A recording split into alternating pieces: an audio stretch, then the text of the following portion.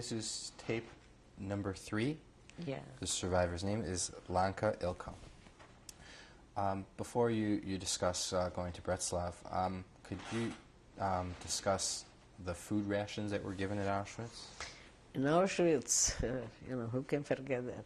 They gave a cup of Rudabaker soup, which I say Rudabaker, I am sick of it. So that's what we got, black coffee in the morning, and they give us like a slice of bread, a kilo of bread, I don't know how much is a kilo of bread, for 3 people.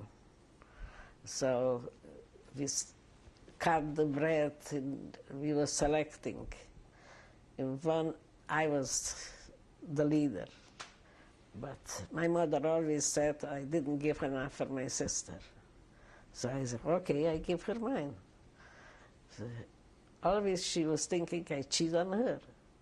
So I said, Mom, why don't you give her your portion? If you think it's not enough for her, you give her your portion. And she did. She felt sorry. She would just live and see what kind of nachas she had from her. So she just lived for her. At home too, she always did. We was getting breakfast. Also for her, she always put extra cream and extra things because she was skinny. So she kept on doing that when we was in Auschwitz. And it was hard because everybody was hungry. So we wasn't working in Auschwitz, just chopping stones. A few weeks we was chopping stones. This was very hard. And there was a woman from Belgium, a doctor. And I cursed and I blamed God, what he's doing. I said, God, what are you doing to us? Why don't you do something about it? And I always said, Zaidi, help me. Just to my Zaidi, I was praying all the time. Zaidi, I love you, I have one, you should save me.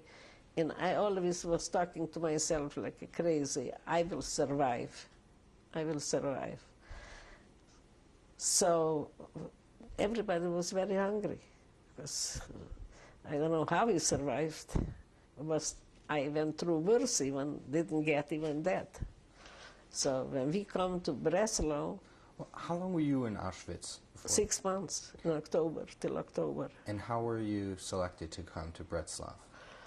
Oh, they selected the people, who mostly who was healthy, and so they looked on the hands and blonde hair. We didn't have hair, but started to grow already.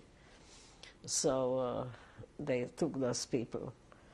In Breslau, wasn't that bad because we had a bed where to sleep. Everybody had a bed and a cover, straw in the bed, but who cared?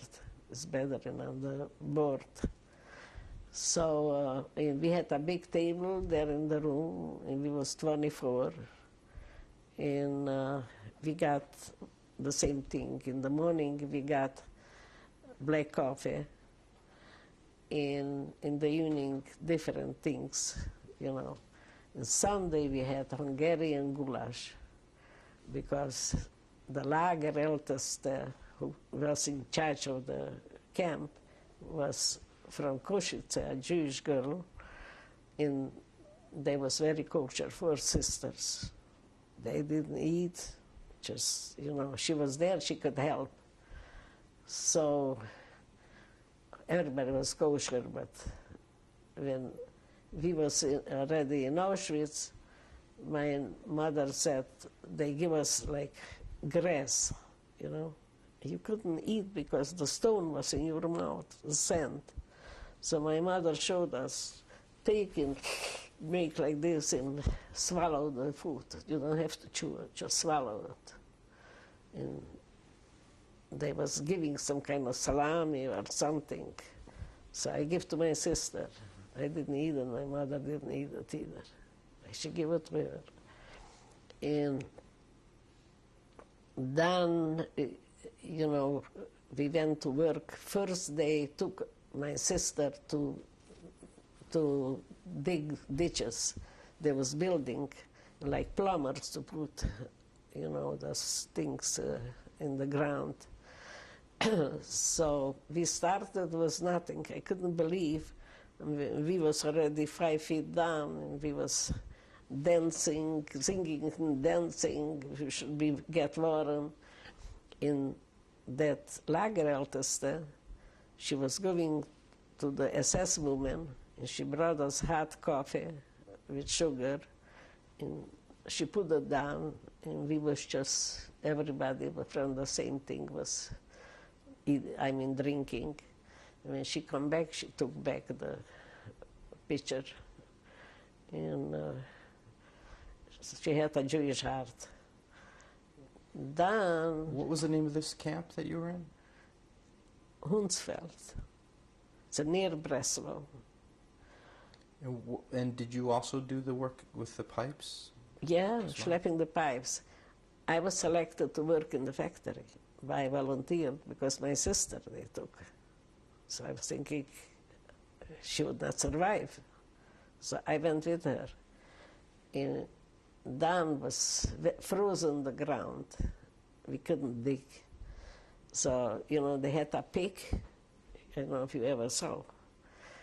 So we was, you know, chopping with those picks and jumper us in the face, the thing. So I told her, the woman, she was not an SS woman. She gave her gloves to my sister. You know, she says if the SS will come, she should take it off. And so I told her that we can do it, because I was the leader from the camp. By the gate, I told them I have so many Häftlingen prisoners, and I'm taking to work there. So she came, and she says, show me how you can do it. And she took the pick and she digged, and her face was full of the junk. So she came and she hit me, and she said she will shoot me. So when we come back,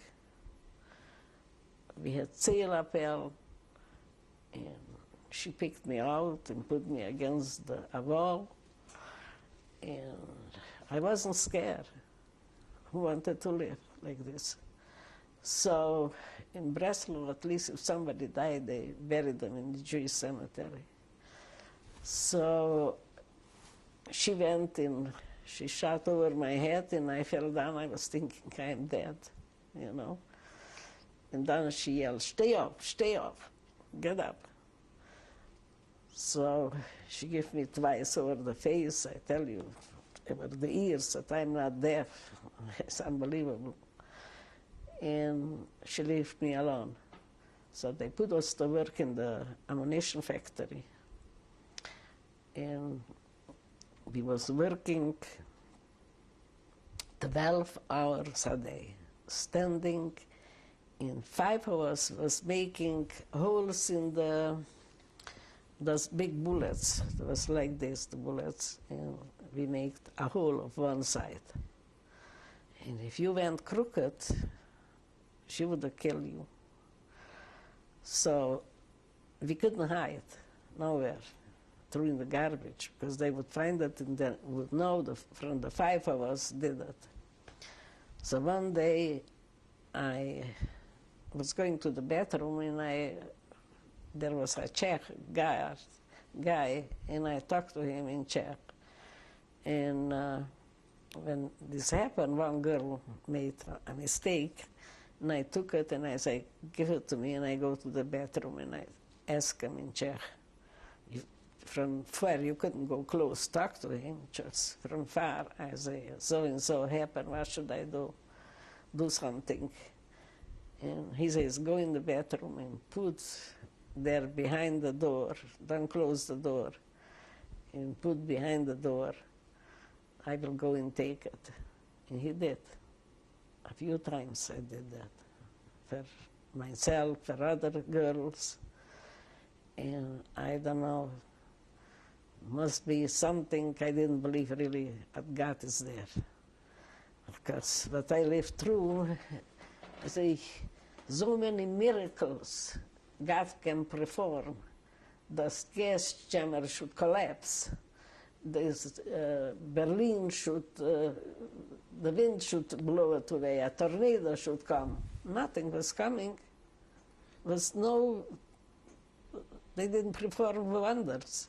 No, here in America, they have tornadoes and everything. Why didn't they have tornadoes then? Did you ever make any mistakes with the bullets that Yeah. they ever saw, that they found out? No. Just one girl they saw, and poor girl, I don't know if she's living, but What happened to her? they was hitting her so hard. When they hit her, we all cried, you know, because we had feelings for each other, because this was all innocent kids. And like my sister, she was young, so we was working there till they took us away. When January 8th, I knew the date, and they said, we Zelappel and take him, we have to go away. How did you know the date, by the way? I don't know, just they said, no is Rosh Hashanah, no is Pesach, no is that. How they know, I don't know. But no, the SS woman said, you know, it's January 8th. It was very cold, horrible cold. But we had coats and so there. And we marched 5 in a row, you know. And as we come over a bridge, they bombed the bridge. And some girls jumped on the streetcar. And what happened to them, I don't know, because they couldn't hide. They had the numbers and everything. They probably catch them.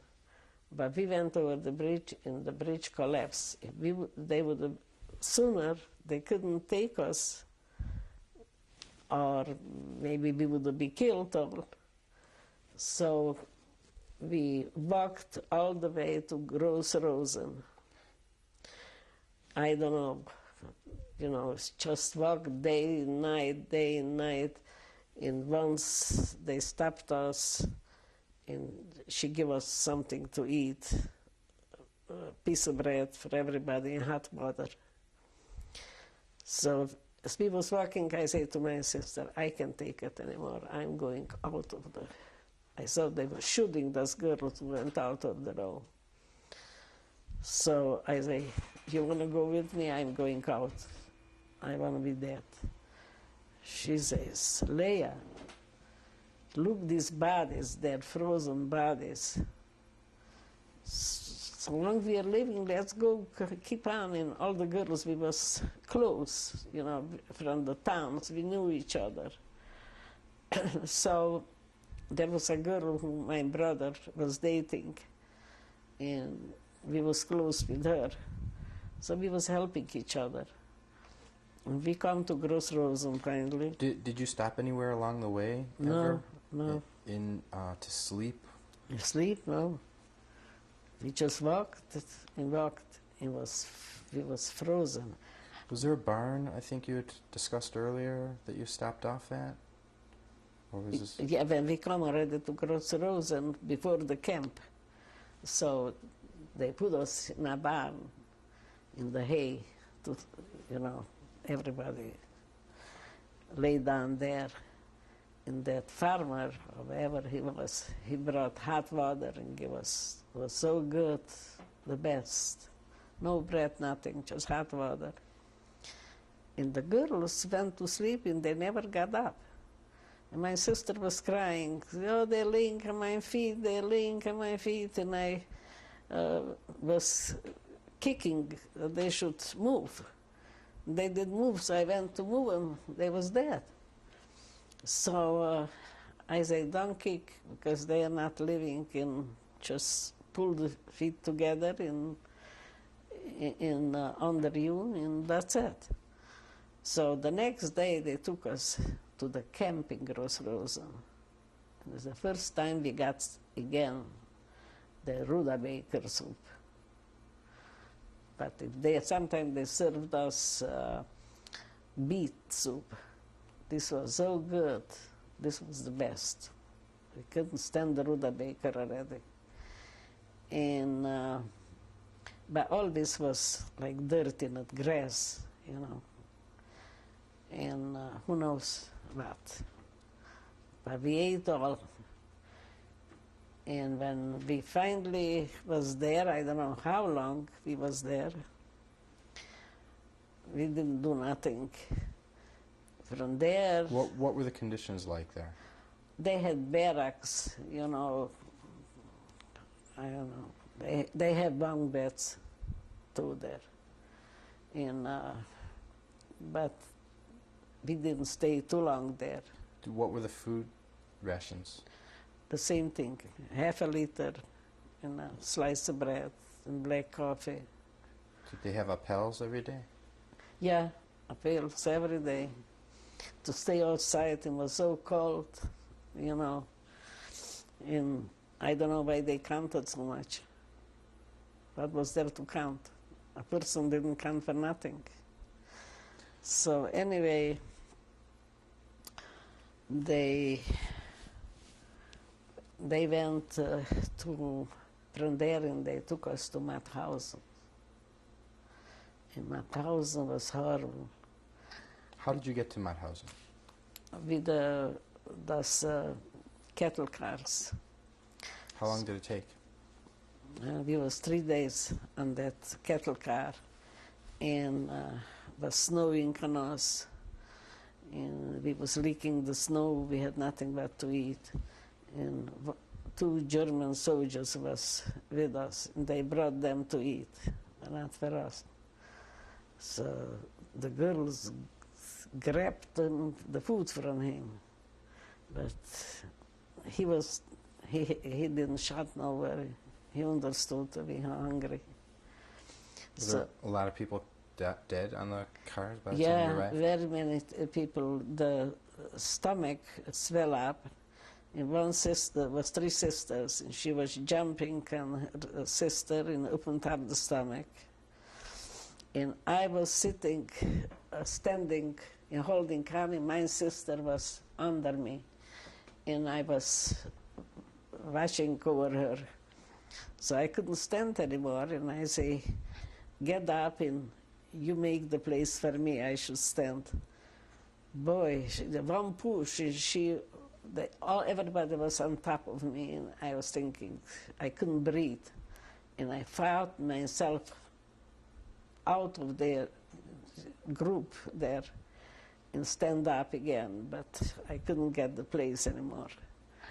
So it was a hard trip. And we come to Mauthausen, and there was a lot of Czech people, doctors and so on. And we had Andres naked and march in front of him, and we put together the hands, and he said in Czech, don't be ashamed, girls, it's not your fault. And just pretend nothing happening, just go through. And they selected people again. So I didn't know they had gas cameras there. I just found out after. And they took us in the barracks in black dirt.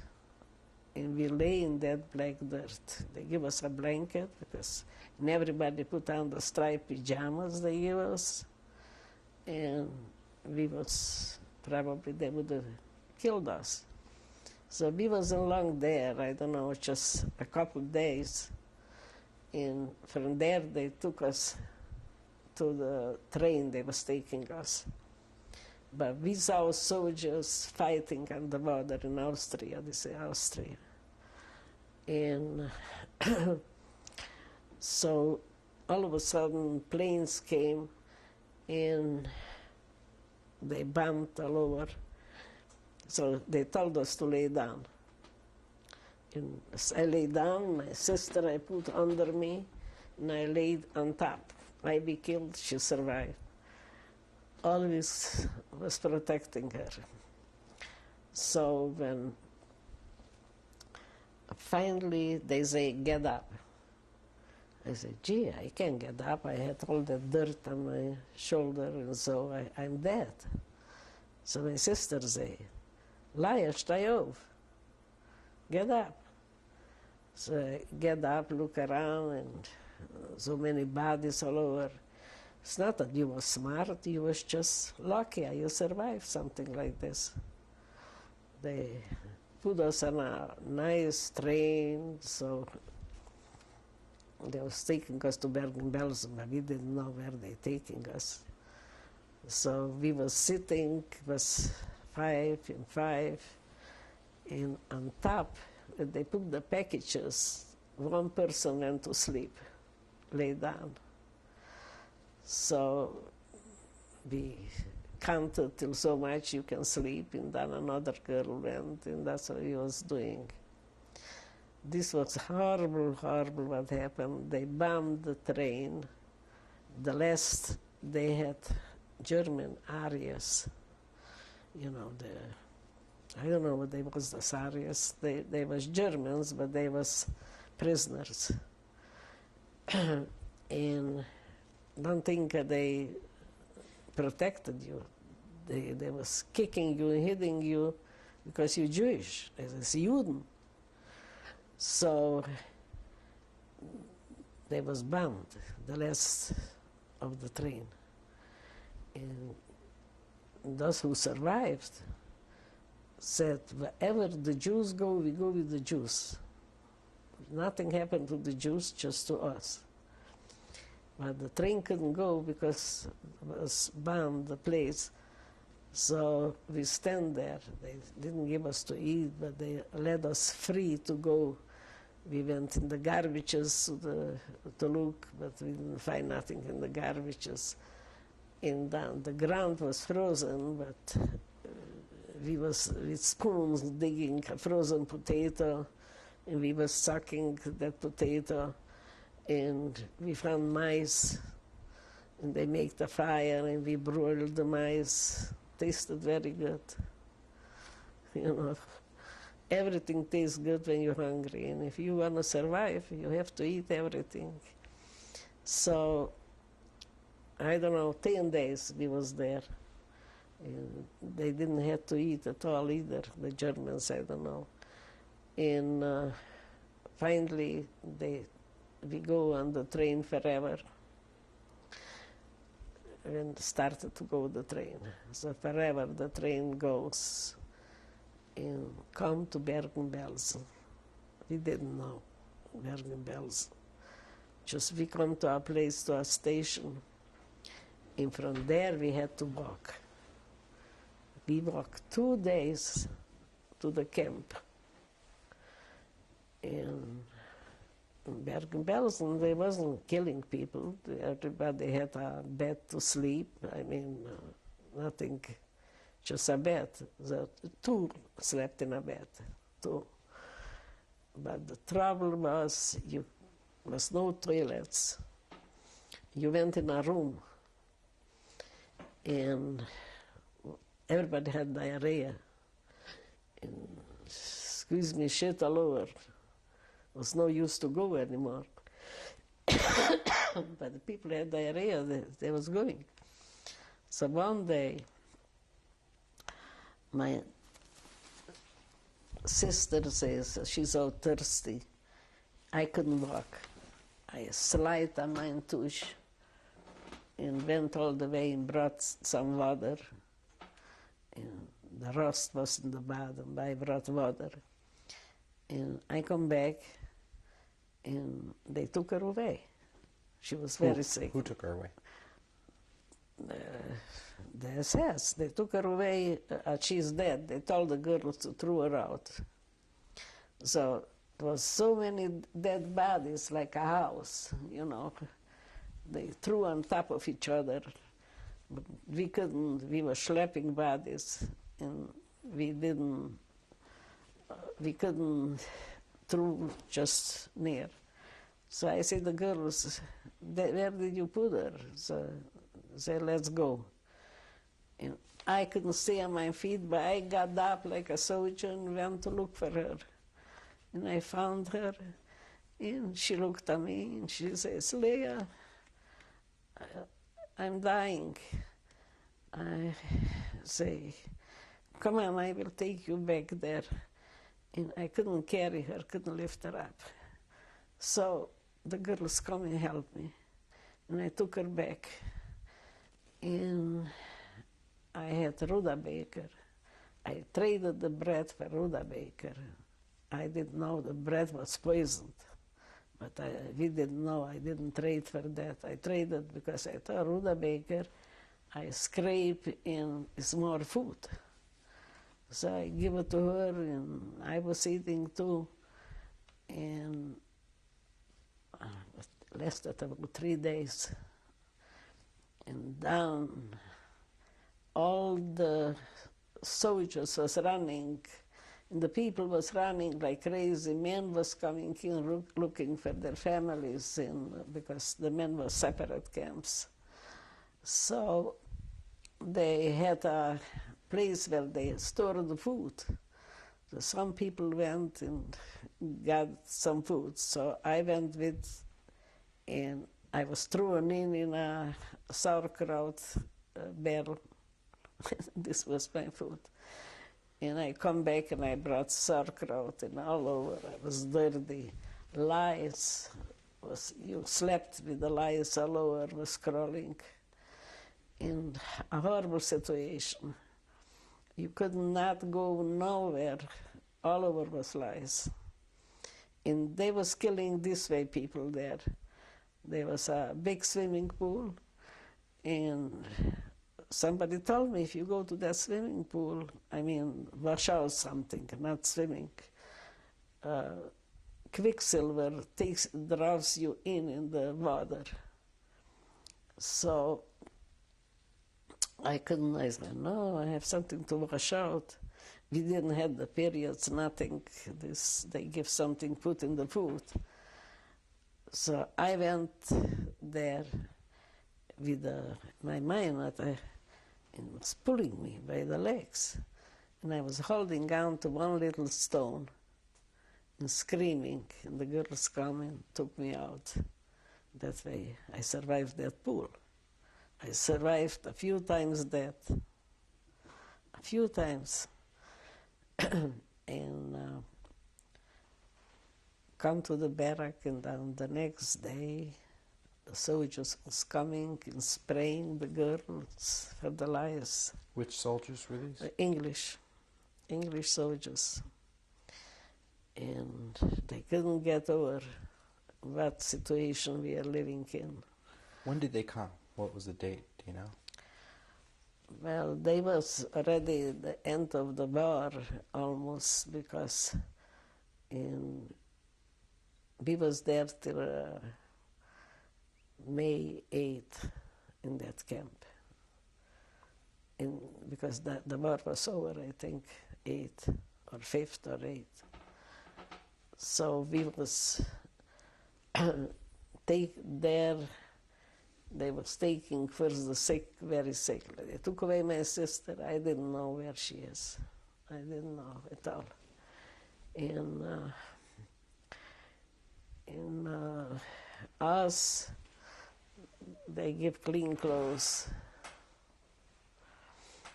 and took us first to take us baths and give us clean clothes. And in the barracks where the... This is the end of tape